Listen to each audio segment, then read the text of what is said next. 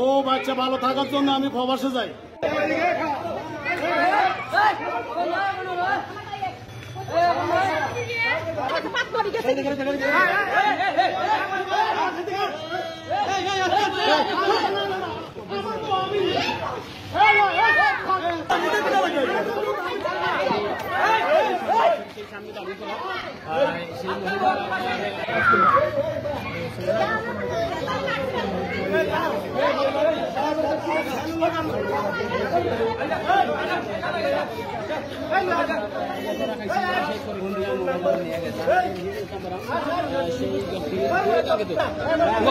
ও বাচ্চা ভালো থাকার জন্য আমি প্রবাসে যাই। আমার টাকা পয়সা মাইরা দিয়া আমার শ্বশুর শাশুড়ি আমার ওয়াইফকে মিথ্যা মামলা দিয়া আমারে আজকে সাজাপ্রাপ্ত আসামি করে রাখছে। আমার 60টা ছেলে মেয়ে, 2টা আমার কাছে, 2টা রাখিয়া আমার কইতেছে ব্যারাক ব্যাংকে তাই লোন লইয়া। আমার শ্বশুরের নাম শাহজাহান মিয়া, দেবিদ্যার ট্রেনিং সেন্টার। তার এক ছেলের নাম হাবিব, আর এক ছেলের নাম হইল নাজমুল।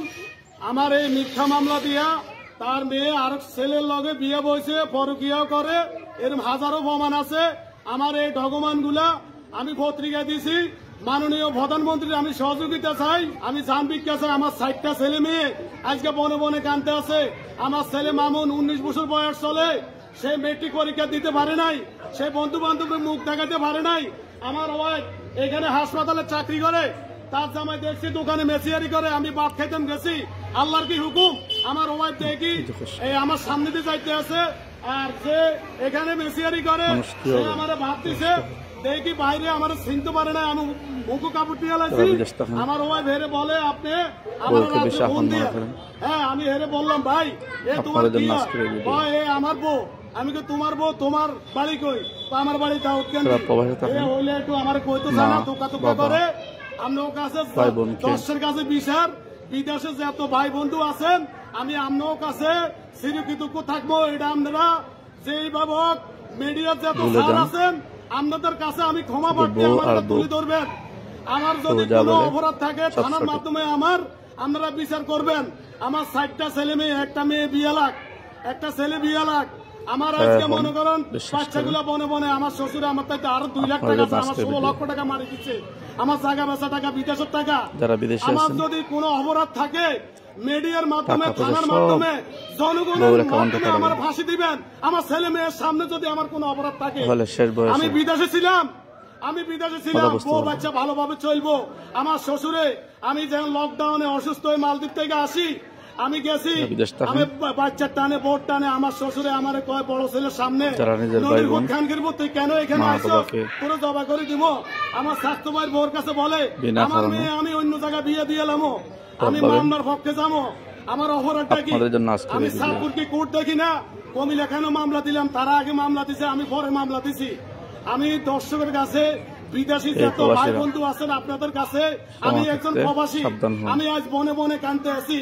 আমার শ্বশুর শাশুড়ি আমার সমস্ত টাকা আমার ওয়াইফরে কান্ড করে মাইরা দিয়া আমার ওয়াইফ এখন বসে একটা দোকানের মেশিনের কাছে। আমি একজন ইন্টারন্যাশনাল ড্রাইভার, আমি বিলের সুপার ভদ্দা, এসে পরিবহনে আমি গাড়ি চালাইছি। আমার আজকে জীবনের কোন নিরাপত্তা নাই। টাকা লোক টোকাইছে আর মারার জন্য, তাকে বাইক জীবনে কোন ইতিহাসে দেয় না। রাত বাজে 2টা, আমার শ্বশুর আমার রুমে, আমার ওয়াইফরে কইলাম তোমার বাবা কেন আমাদের রুমে আছে?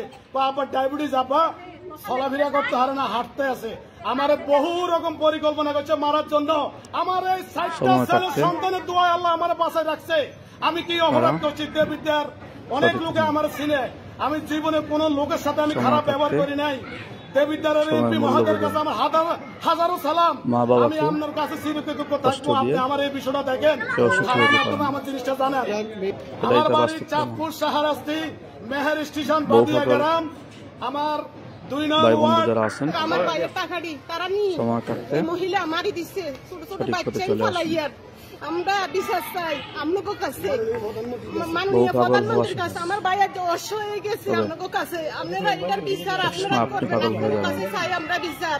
আমার ভাই 16-17 লক্ষ টাকা মারি দিছে, সোনা 1.5 ভরি সোনা ও মারি দিছে। এই আর সঙ্গে বাগিয়েছে ছোট একটা বাচ্চা, 5 বছরের বাচ্চা, আর একটা মামুন 16 বছরের, আর একটা 12 বছরের, আর একটা মেয়ে 8 বছরের মেয়ে।